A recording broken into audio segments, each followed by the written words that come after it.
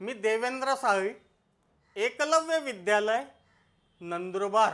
विद्यार्थी मित्रांनो, आज आपल्याला इयत्ता 10वी भूगोल या विषयाच्या अभ्यासक्रमातील पाठ्यपुस्तकांचा परिचय व भूगोल विषयातील पहिल्या पाठाला या ठिकाणी आपल्याला सुरुवात करायची आहे. तर इयत्ता 10वी मध्ये आपल्याला जो सिलेबस दिलेला आहे या भूगोल विषयाबद्दल की आतापर्यंत इयत्ता पहिलीपासून तर साधारणतः 9वी पर्यंत, मग सुरुवातीला आपण जिल्ह्याचा भूगोल, त्यानंतर भारताचा भूगोल, मात्र 10वीला थोडासा त्यात बदल करण्यात आलेला आहे की 10वी मध्ये आपल्याला या ठिकाणी तुलनात्मक अभ्यास हा दिलेला आहे.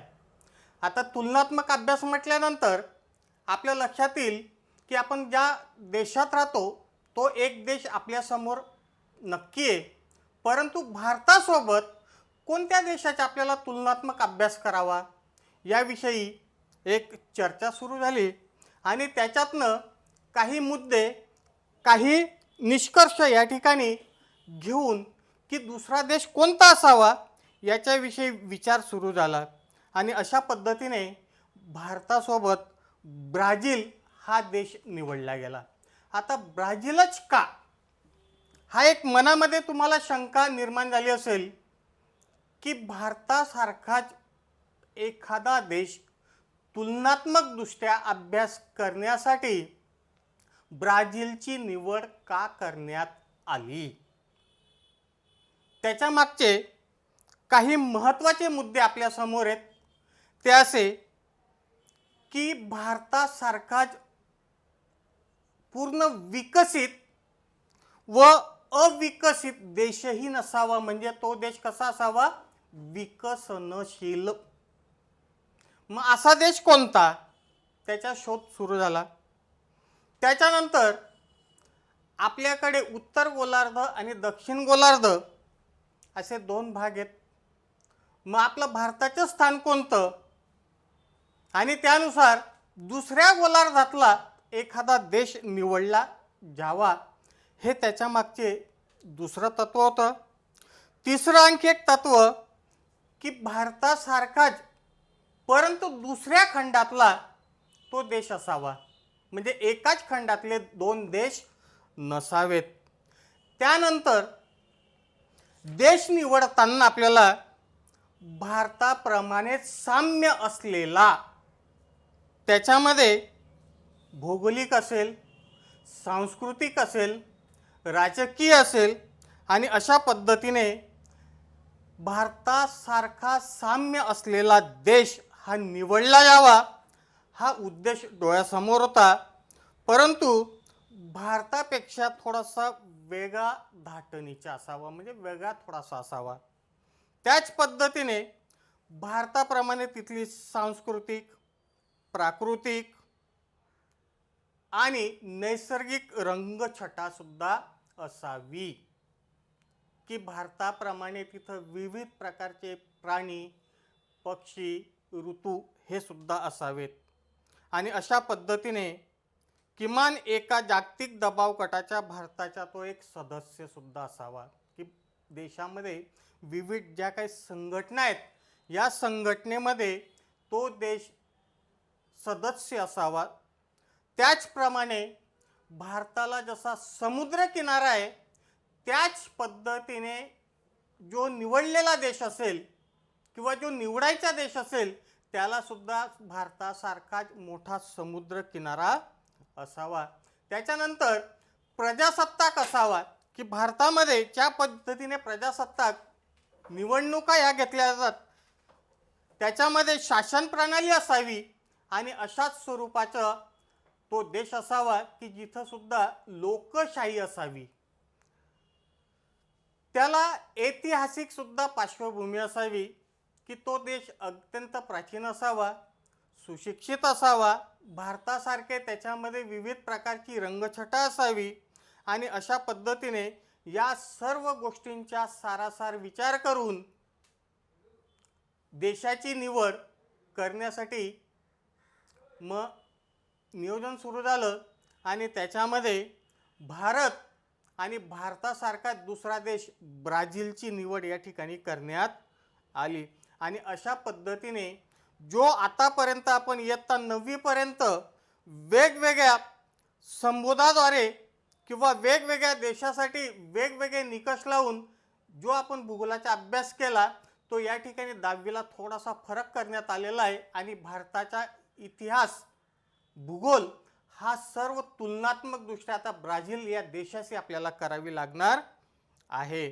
तर अभ्यास करताना या दोन्ही देशाची जी काही तुलना आहे हे लक्षात ठेवले पाहिजे. अशा प्रकारे आपण ब्राझील या देशाची निवड केली आणि भौगोलिक संबंधाचे उपयोजन प्रदेशावर एकाकी पद्धतीने केल्यास त्याची रंजकता राहिली नाही. त्यामुळे प्रादेशिक विविधता, समानता, विषमता या बाबींचे चिकित्सक परीक्षण करून प्रदेश अभ्यासणे आवश्यक असते. भूगोल विषयाचा गाभा यामध्ये आहे. त्यामुळे भारताबरोबर ब्राझील देशाची केलेली निवड या वर्षीच्या अभ्यासासाठी सार्थ ठरेल असे वाटते. तर अशा पद्धतीने आज आपण की 10वीचा जो काही सिलेबस तुलनात्मक आहे भारत आणि ब्राझील याची आपण तुलनात्मक अभ्यास या ठिकाणी करणार आहोत. तर इयत्ता 10वीमध्ये आपल्यासमोर पहिला पाठ आहे. तो पहिला पाठ म्हणजे क्षेत्र भेट. की क्षेत्र भेट करत असताना की पहिला पाठ हा क्षेत्र भेटीचा आहे. आणि या पहिल्या पाठामध्ये क्षेत्र भेटच का त्यांनी घेतली, कारण भूगोल हा विषय जो आहे तो प्रयोगशाळेत शिकवण्यासारखा आहे. परंतु जसं विज्ञानामध्ये एक प्रयोगशाळा असते त्या पद्धतीने आपली भूगोलाची कुठेही प्रयोगशाळा नाही. मित्रांनो, पृथ्वी आणि पृथ्वीच्या आजूबाजूचा असलेला परिसर ज्याला आपण वातावरण म्हणतो हा संपूर्ण प्रदेश म्हणजे संपूर्ण विश्वच आपली प्रयोगशाळा आहे. आणि भूगोल या विषयामध्ये जर आपल्याला अभ्यास करायचा असेल तर क्षेत्रभेटीला अनन्य असं महत्त्वाचं साधन आहे. तर यासाठी आपल्या पाठ्यपुस्तकात जे काही क्षेत्रभेट घेतलेली आहे या क्षेत्रभेटीची सुरुवात आपल्याला करायची आहे. मित्रांनो, क्षेत्रभेटीमध्ये आपल्यासमोर साधारणतः उस्मानाबाद जिल्ह्यातील नळदुर्ग येथून काही विद्यार्थी म्हणजे शाळेची सहल ही अलिबाग रायगड जिल्ह्यातील समुद्र किनाऱ्यावर जाते. आणि अशाच पद्धतीने या क्षेत्रभेटीसाठी संपूर्ण नियोजन हे विद्यार्थ्यांनी केलेलं आहे. मग त्याच्यामध्ये हा प्रवास कसा असावा, त्याचे नियोजन कसं असावं, प्रवासादरम्यान भूरचना, मृदा, वनस्पती व वस्त्यांमध्ये दिसणारे बदल या सर्व गोष्टींचा अनुभव आपल्याला घेता येणार आहे. आणि म्हणून विद्यार्थी मित्रांनो, शिक्षक आणि विद्यार्थी किंवा विद्यार्थी आणि विद्यार्थ्यांचं एक संभाषण आपल्या या पुस्तकामध्ये प्रायोगिक तत्वावर किंवा उदाहरण म्हणून आपल्यासमोर मांडलेलं आहे. हे एक छोटंसं उदाहरण आहे. वैयक्तिक सामान आणि ओळखीबरोबर आपल्याला काय काय लागेल, कशा पद्धतीने ते नियोजन करावं त्या संदर्भामध्ये आता आपण थोडक्यात माहिती घेणार आहोत. मित्रांनो, क्षेत्रभेटीची पूर्व तयारी. आता क्षेत्रभेट म्हणजे काय? क्षेत्रभेट ही भूगोलातील एक महत्त्वाची अभ्यास पद्धती आहे.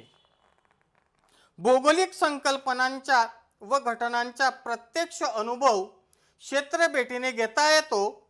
मानव आणि पर्यावरण यांच्यातील सहसंबंध जाणून घेण्याच्या दृष्टीने भौगोलिक क्षेत्रभेट अत्यंत उपयुक्त आहे. की आपल्याला मानव आणि पर्यावरण याच्यातला जो काही सहसंबंध आहे म्हणजे मनुष्य आणि निसर्ग यांच्या सानिध्यात कशा पद्धतीने लहानाचा मोठा होतो, सुरुवातीच्या आदिमानवापासून तर आजच्या आधुनिक जीवनापर्यंत या मानवाने कशा पद्धतीने प्रगती केली, त्याने निसर्गाचा कसा अभ्यास केला आणि या निसर्गाच्या सानिध्यात तो लहानाचा मोठा कसा झाला, तर याची संपूर्ण माहिती आपल्याला जर घ्यायची असेल तर ती माहिती आपण क्षेत्र भेटीच्या द्वारे म्हणजे प्रत्यक्ष निसर्गाच्या सानिध्यात जाऊन ही माहिती आपण घेऊ शकतो.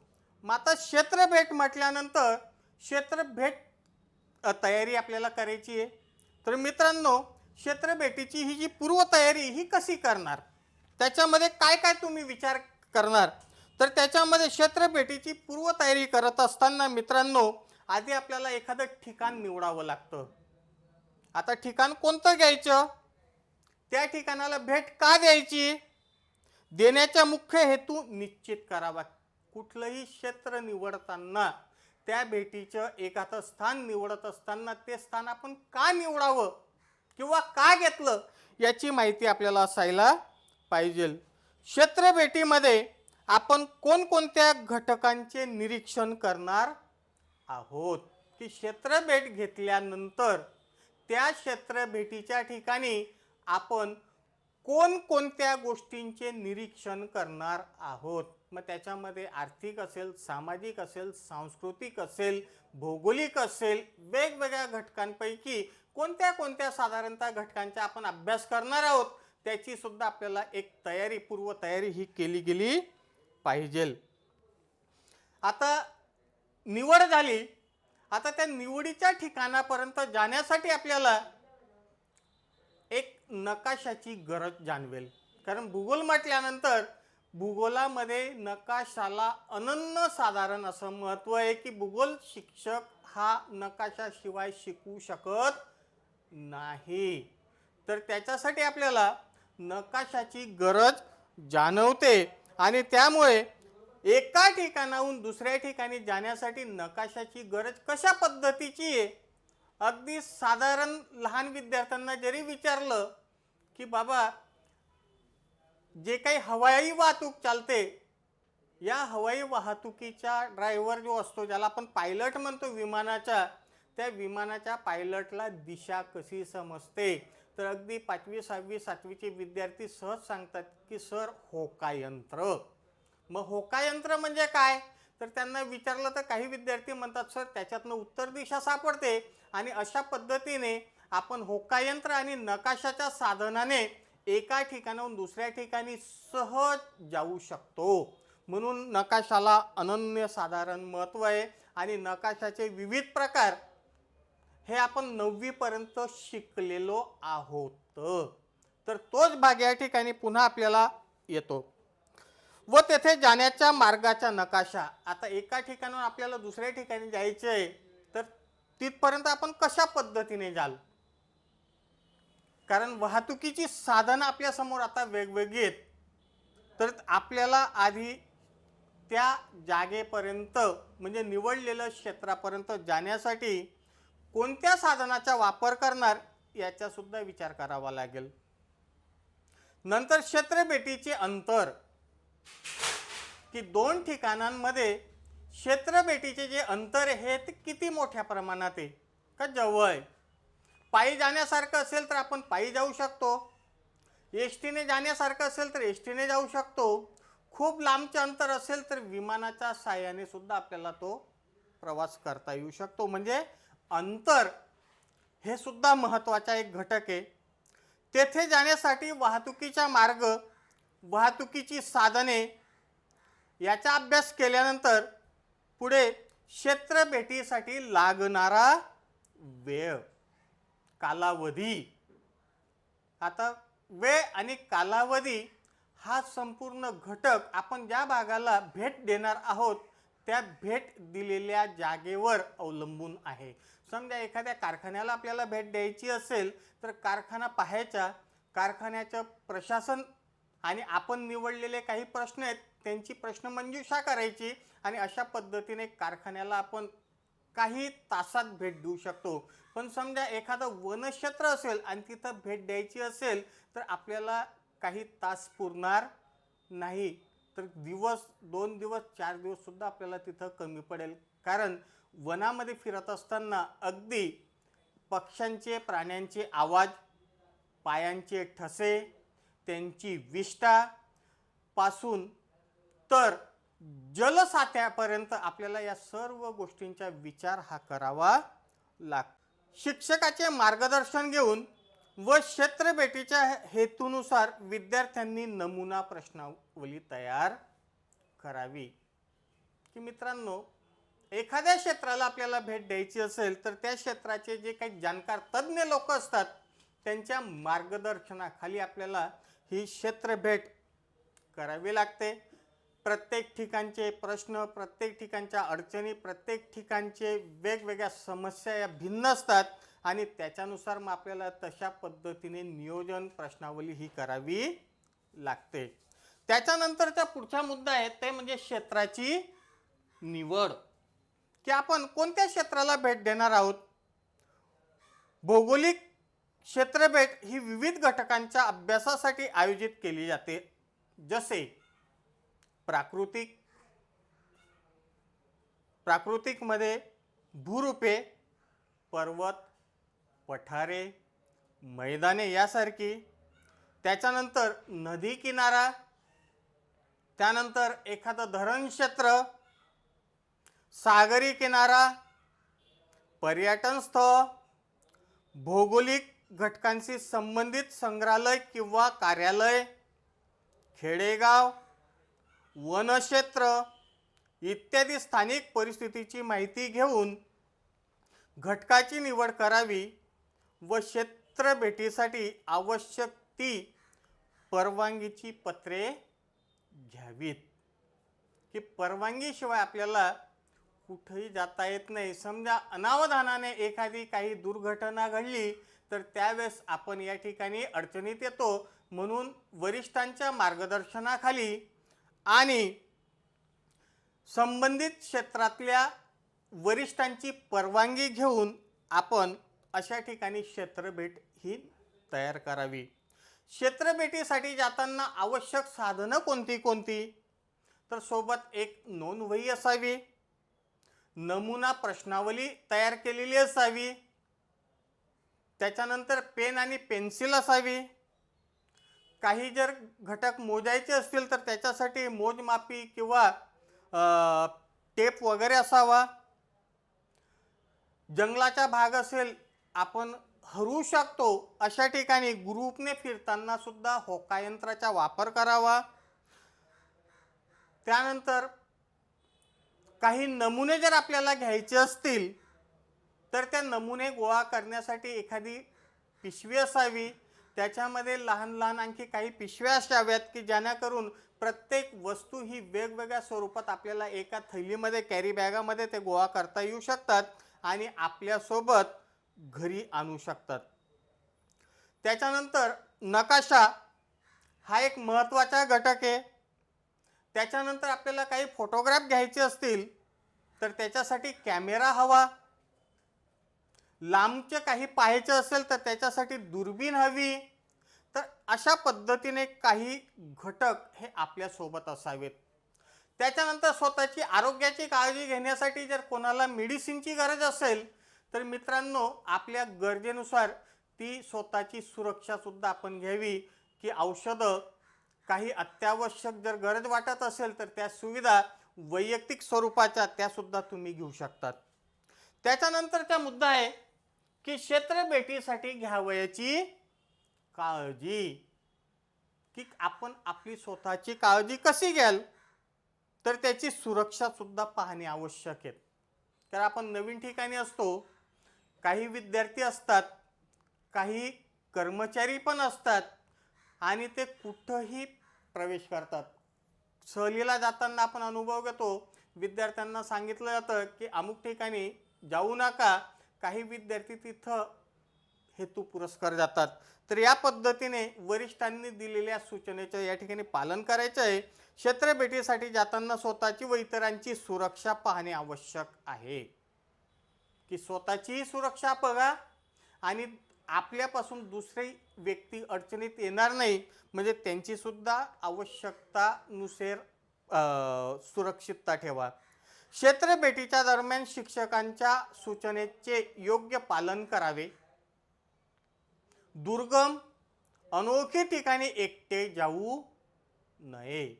की आपण नवीन क्षेत्रामध्ये जातोय, नवीन ठिकाणचा आपल्याला परिचय नसतो, काही भाग अत्यंत दुर्गम असतो, काही ठिकाणी वनांमध्ये गेल्यानंतर हिंस्र प्राणीसुद्धा असतात आणि अशा अनोळखी ठिकाणी एकटे जाऊ नये.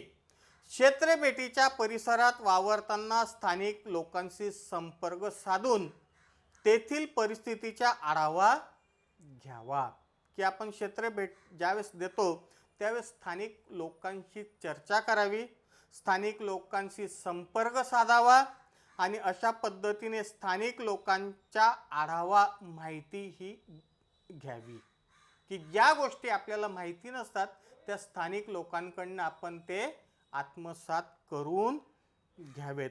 क्षेत्रभेटीच्या दरम्यान आपल्याकडून तेथील पर्यावरणाचे नुकसान होणार नाही याची काळजी घ्यावी. की क्षेत्रभेटमध्ये पर्यावरणाचा ऱ्हास आपल्याला किती कमी करता येईल याची सुद्धा काळजी घ्यायची. आणि अशा पद्धतीने क्षेत्रभेटीच्या दरम्यान क्षेत्रभेट देत असताना परिसरामध्ये निसर्गाची सुद्धा आपल्याला काळजी घ्यायची आहे. आपत्कालीन स्थितीसाठी प्रथमोपचार पेटी बरोबर असावी.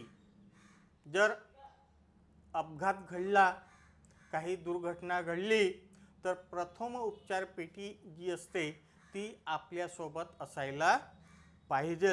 साधारणतः या पद्धतीने क्षेत्रभेट घेत असताना, भौगोलिक क्षेत्रभेट घेत असताना क्षेत्रभेटीची पूर्वतयारी, क्षेत्राची निवड, क्षेत्रभेटीसाठी घ्यावयाची काळजी या काही घटकांच्या आपण प्राथमिक स्वरूपात माहिती करून घेतली.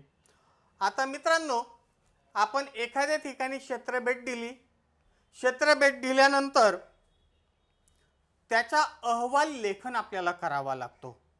तर अहवाल लेखन हा कशा स्वरूपाचा केला जातो तर क्षेत्रभेट पूर्ण झाल्यावर प्राप्त झालेल्या माहितीच्या आधारे अहवाल लेखन करावे. त्यासाठी पुढील मुद्द्यांचा वापर आवश्यक तेथे चित्रांच्या, नकाशांच्या किंवा छायाचित्रांचा सुद्धा आपण वापर घेऊ शकतो. तर या पद्धतीने अहवाल लेखन करताना काही मुद्दे मी या ठिकाणी फलक लेखनावरती दिलेले आहेत मित्रांनो. तर त्याच्यातला पहिला घटक आहे प्रस्तावना. की सुरुवात करताना आपण ज्या क्षेत्राची निवड केलेली आहे त्या क्षेत्राची प्रस्तावना आपण करावी. की ते क्षेत्र कोणतं आहे, त्या क्षेत्राची निवड आपण का केली, ऐतिहासिक, भौगोलिक, सांस्कृतिक कुठलं तरी त्या क्षेत्राची महत्ता असेल ती महत्त्वता या ठिकाणी प्रस्तावात द्यायची आहे. त्याच्यानंतर दुसरा मुद्दा स्थान व मार्गाचा नकाशा. एका ठिकाणाहून दुसऱ्या ठिकाणी जात असताना आपण आपल्या घरापासून किंवा आपल्या शाळेपासून तर ज्या क्षेत्राला भेट द्यायची तिथपर्यंत जाण्यासाठी नकाशा आणि मार्ग आपण निवडायचा आहे. त्याच्यामध्ये प्रवासाचं साधनसुद्धा येतं की आपण बसने, पायी किंवा रेल्वेने कशा स्वरूपात जाणार आहोत त्याचा या ठिकाणी उल्लेख करावा. त्याच्यानंतरचा मुद्दा तिसरा प्राकृतिक घटक. तिथं गेल्यानंतर आपल्याला वेगवेगळ्या क्षेत्राशी अभ्यास करायचा असतो. त्याच्यामध्ये प्राकृतिक आहे, नैसर्गिक आहे, जमीन, भूरचना या सर्व गोष्टींचे अभ्यास आपल्याला करायचा आहे. त्याच्यानंतर हवामान. की ज्या क्षेत्राला भेट देत असतो तिथलं हवा आणि हवामान कसं आहे.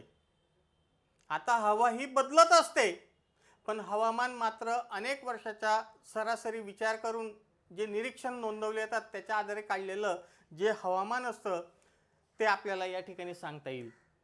त्यानंतर ज्या भागामध्ये आपण क्षेत्राला भेट देणार आहोत तिथल्या लोकसंख्या, तिथलं लोकांचं लोकजीवन, त्यांच्याबरोबर त्यांची संस्कृती, त्यांच्या पोशाख, त्यांची घरं आणि त्यांच्या परिसरामध्ये जे काही उपलब्ध असेल ते साधनांना त्यांनी कशा पद्धतीने वापर करून घेतला या लोकसंख्येमध्ये आपल्याला अभ्यास करता येईल. त्याच्यानंतर मित्रांनो पुढचा जो मुद्दा आहे तो म्हणजे पर्यावरणीय समस्या व उपाय. की आपण क्षेत्र भेट देत दिल्यानंतर आपण तिथल्या काही समस्या या जाणून घ्यायच्या आहेत. की समस्या या परिसरामध्ये कोणत्या आहेत आणि या समस्या सोडवण्यासाठी आपल्याला काही उपाय करता येतील का. त्याच्यावरती एकत्र बसून चर्चा करून आपल्याला हा विषय एका बंदिस्त खोलीपासून तर निसर्गाच्या सानिध्यापर्यंत या सर्व गोष्टींचा आपल्याला उल्लेख हा करता येऊ शकतो आणि याच्यामध्ये सर्व विद्यार्थी सर्व समाजातील घटकांचा सहभाग सुद्धा नोंदवता येतो. त्याच्यानंतर पुढचे आहे 7वं भूमी उपयोजन की भूमी जमीन आणि ह्या जमिनीचा वापर वेगवेगळ्या कामासाठी केला जातो. शिक्षण, आरोग्य, संरक्षण, उद्योगधंदे, औद्योगिकरणाबरोबरच शैक्षणिक संस्थांपासून तर विविध कार्यालयापर्यंत अगदी या भूमीचा उपयोग आपल्याला करता येतो. आणि शेवटी आपण या सर्व अहवाल लेखनामध्ये काय केलं, काय पाहिलं त्याचा एक सारांश ज्याला आपण निष्कर्ष म्हणतो की तुम्ही क्षेत्र भेट देऊन आल्यानंतर तिथं तुमच्यावरती काय परिणाम झाला की तुम्ही त्याच्यासाठी काय करू शकतात त्याचा निष्कर्ष आपल्याला काही ओळींमध्ये सांगता यायला पाहिजे. तर अशा पद्धतीने मित्रांनो क्षेत्रभेट हा इयत्ता 10वीला पहिला टॉपिक होता, पहिला पाठ आहे आणि या पाठामध्ये आपल्याला इयत्ता 10वी भूगोलात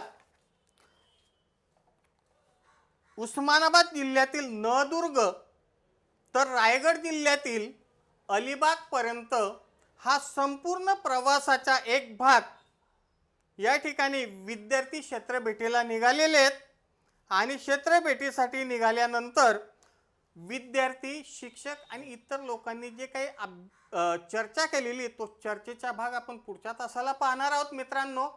तर याच्यासाठी पहिल्या पाठाची तुम्ही तयारी करून ठेवा आणि अशा पद्धतीने हा क्षेत्रभेट आणि या क्षेत्रभेटीवर मी तुम्हाला काही प्रश्न विचारतो, त्या प्रश्नांची उत्तरं सोडवण्याचा प्रयत्न करा. प्रश्न पहिला, क्षेत्रभेट म्हणजे काय? दुसरा प्रश्न, क्षेत्रभेटीची आवश्यकता स्पष्ट करा. तिसरा प्रश्न, क्षेत्रभेटीचे महत्त्व स्पष्ट करा. पुढचा प्रश्न, क्षेत्रभेटीची निवड करताना कोणत्या बाबी लक्षात घ्याव्यात? पुढचा प्रश्न, क्षेत्रभेटीसाठी तुम्ही कोणते साहित्य घ्याल? पुढचा प्रश्न, क्षेत्रभेटीसाठी प्रश्नावली तयार करणे. मात्र ही प्रश्नावली करत असताना वेगवेगळ्या क्षेत्रासाठी आपल्याला वेगवेगळे प्रश्न निवडावे लागतील. शेती असेल तर शेतीच्या दृष्टीने विचार करा, उद्योग कारखाना असेल तर त्या दृष्टीने तुम्ही प्रश्नावली तयार करा किंवा शैक्षणिक संबंधी असेल तर त्या संबंधी प्रश्नावली तयार करा. आणि शेवटचा प्रश्न मित्रांनो तुमच्यासाठी, क्षेत्रभेटी दरम्यान कचऱ्याचे व्यवस्थापन कसे कराल?